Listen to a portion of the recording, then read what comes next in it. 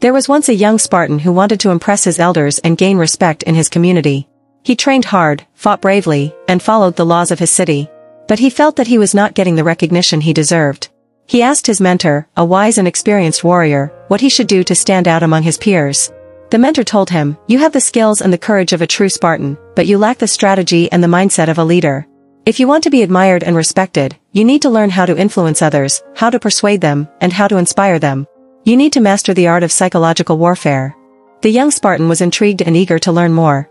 He asked his mentor to teach him the secrets of this art. The mentor agreed, and said, "Words have a power that is not equal to the sharpest sword.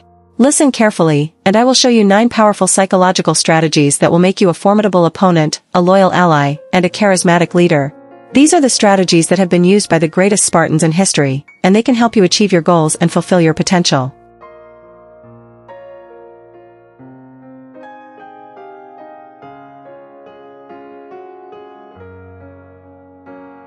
Welcome to this video, where I will share with you these 9 psychological strategies that can give you an edge in any situation.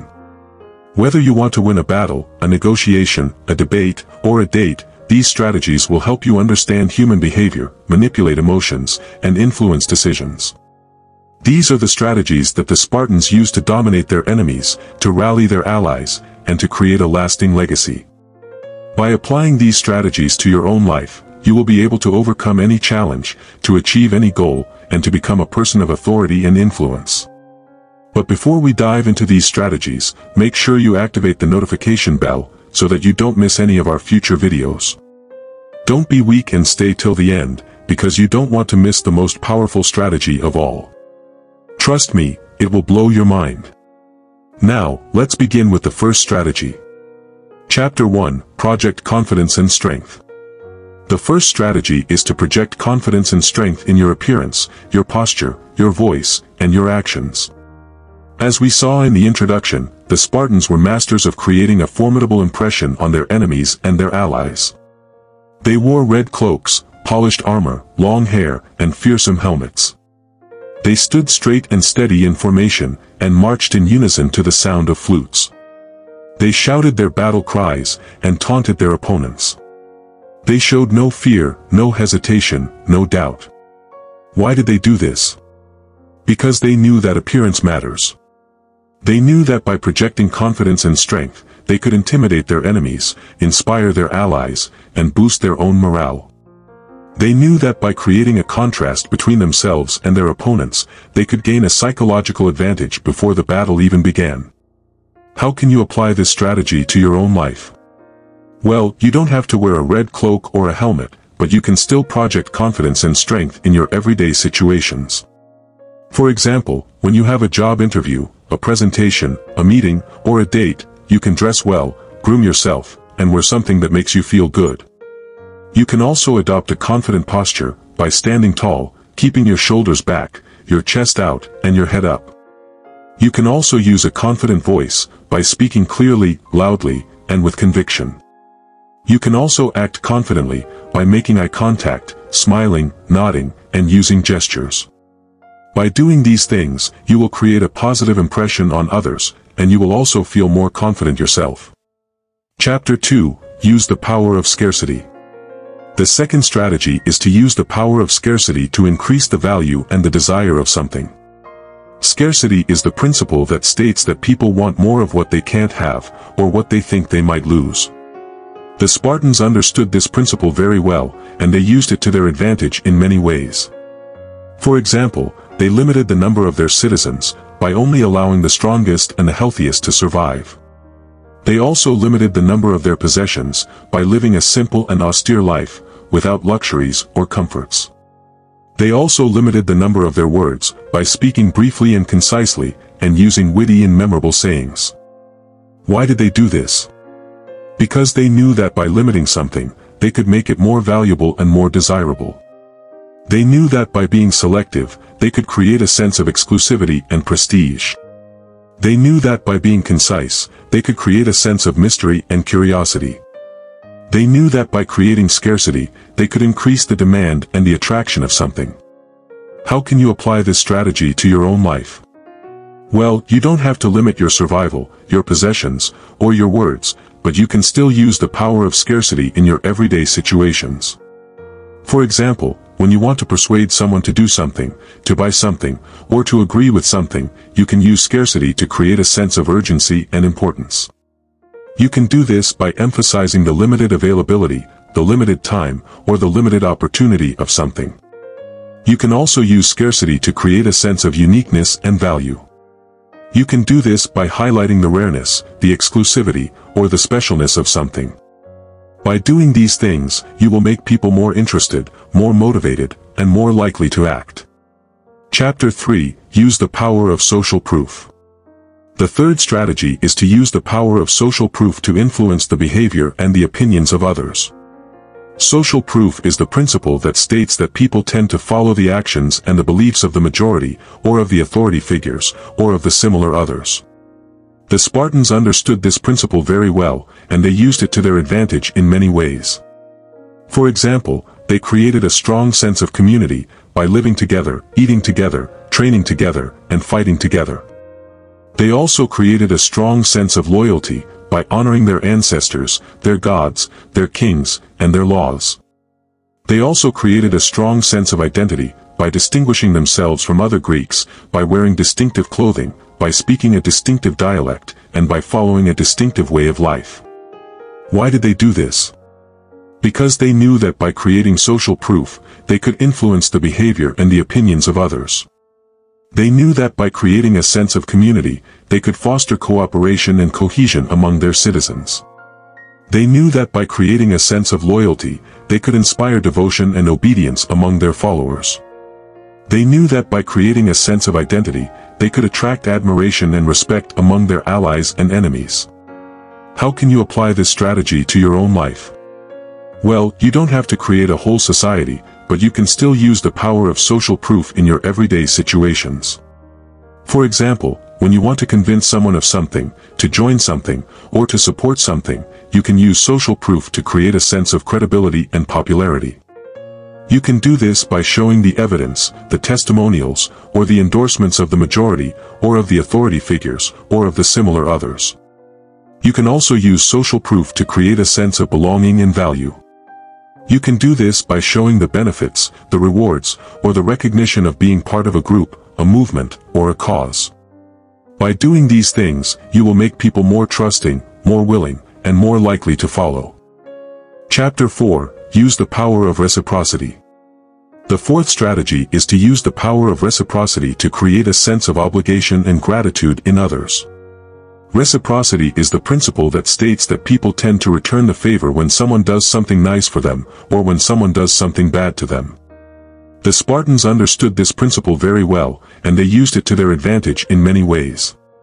For example, they were generous and hospitable to their guests, by offering them food, drink, and shelter. They were also loyal and helpful to their friends, by supporting them in times of need, and by sharing their resources and knowledge. They were also ruthless and vengeful to their enemies, by punishing them for their crimes, and by seeking revenge for their losses. Why did they do this?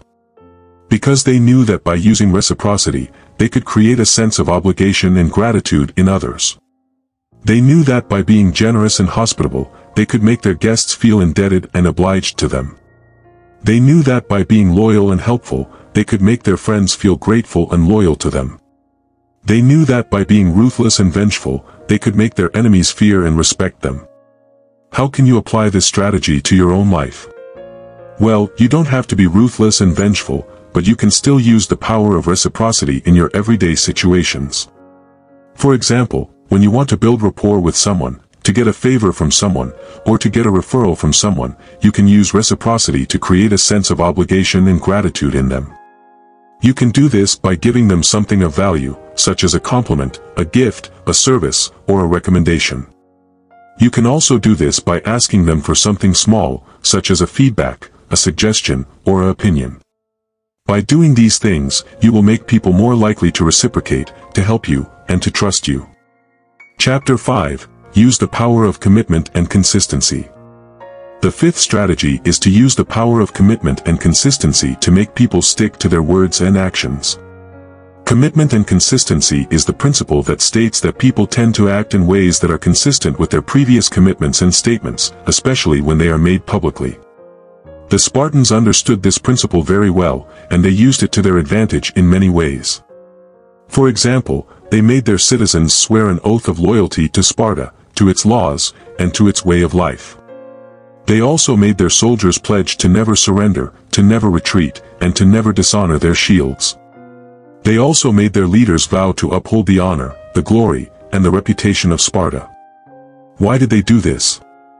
Because they knew that by using commitment and consistency, they could make people stick to their words and actions. They knew that by making their citizens swear an oath, they could ensure their loyalty and obedience. They knew that by making their soldiers pledge, they could ensure their courage and discipline. They knew that by making their leaders vow, they could ensure their integrity and responsibility. How can you apply this strategy to your own life? Well, you don't have to swear an oath, but you can still use the power of commitment and consistency in your everyday situations. For example, when you want to achieve a goal, to change a habit, or to improve a skill, you can use commitment and consistency to make yourself stick to your plan and progress. You can do this by making a public commitment, such as announcing your goal, writing it down, or sharing it with others. You can also do this by making a consistent action, such as following a schedule, tracking your results, or rewarding yourself. By doing these things, you will make yourself more likely to follow through, to persist, and to succeed. Chapter 6. Use the power of authority. The sixth strategy is to use the power of authority to make people listen to you and obey you. Authority is the principle that states that people tend to follow the commands and the suggestions of someone who has more knowledge, more experience, or more status than them.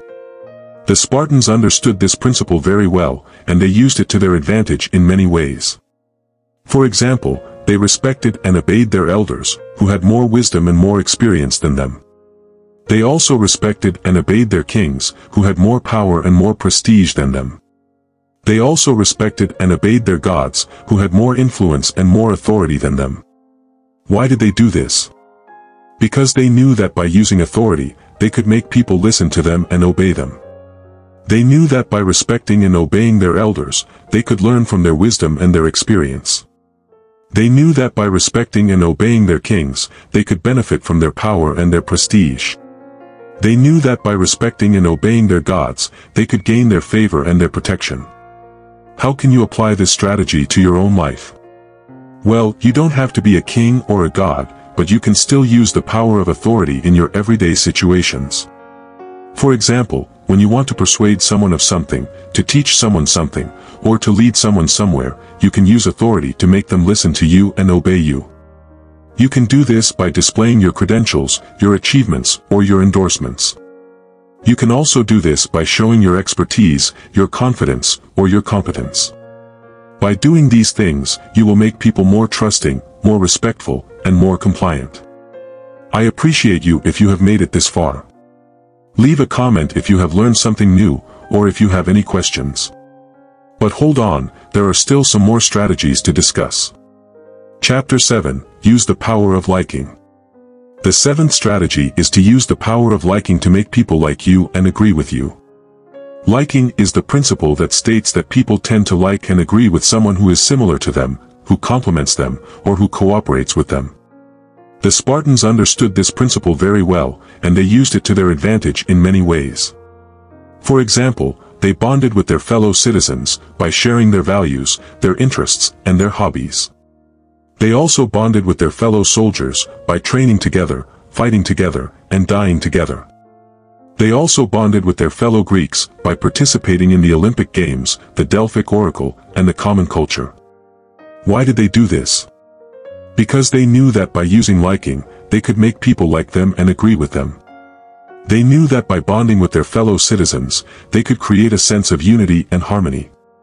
They knew that by bonding with their fellow soldiers, they could create a sense of friendship and loyalty.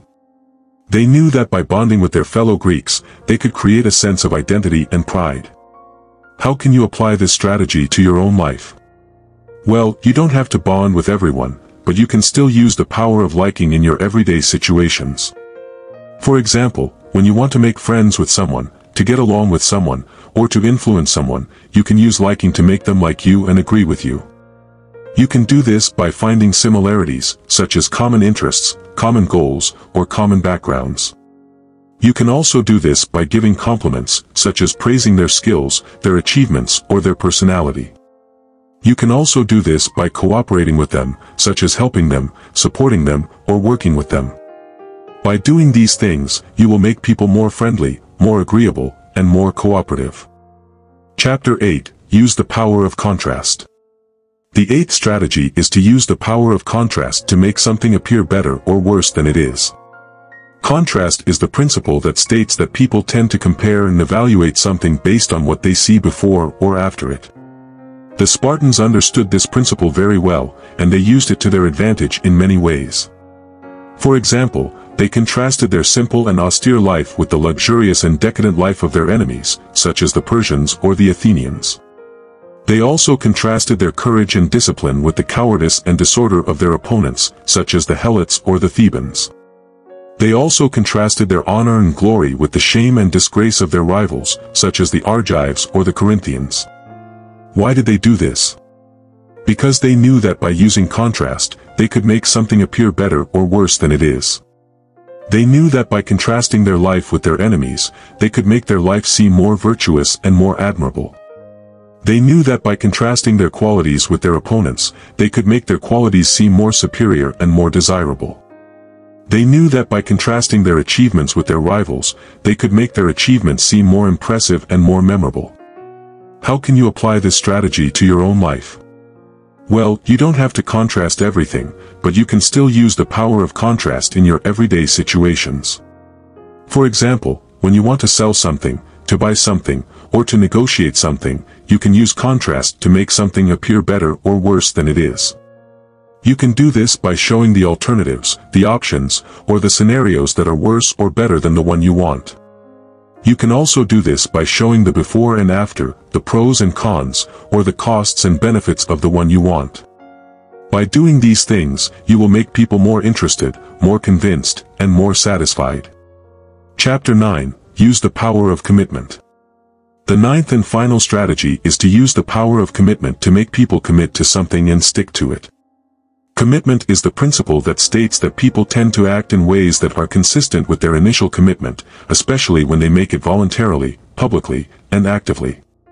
The Spartans understood this principle very well, and they used it to their advantage in many ways. For example, they made their citizens commit to Sparta, by making them undergo a rigorous and harsh education, by making them swear an oath of loyalty, and by making them sacrifice their personal interests for the common good. They also made their soldiers commit to their comrades, by making them form a close and intimate bond, by making them share their joys and sorrows, and by making them fight and die together. They also made their leaders commit to their ideals, by making them follow the laws of Lycurgus, by making them uphold the honor of Sparta, and by making them lead by example. Why did they do this? Because they knew that by using commitment, they could make people commit to something and stick to it. They knew that by making their citizens commit to Sparta, they could ensure their dedication and devotion. They knew that by making their soldiers commit to their comrades, they could ensure their solidarity and loyalty. They knew that by making their leaders commit to their ideals, they could ensure their integrity and responsibility. How can you apply this strategy to your own life? Well, you don't have to commit to everything, but you can still use the power of commitment in your everyday situations. For example, when you want to motivate someone to do something, to change something, or to achieve something, you can use commitment to make them commit to it and stick to it. You can do this by making them choose it voluntarily, by making them state it publicly, and by making them act on it actively. You can also do this by making them feel accountable, by making them face the consequences, and by making them celebrate the results.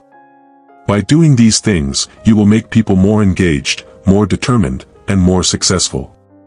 These are the 9 powerful psychological strategies that the Spartans used to dominate their enemies, to rally their allies, and to create a lasting legacy. By applying these strategies to your own life, you will be able to overcome any challenge, to achieve any goal, and to become a person of authority and influence. Thank you for watching this video. I hope you enjoyed it and learned something new. If you did, please give it a thumbs up, share it with your friends, and subscribe to our channel for more videos like this. And don't forget to activate the notification bell, so that you don't miss any of our future videos. Remember, as the wise Spartan king Leonidas said, the most important thing is not to live, but to live well.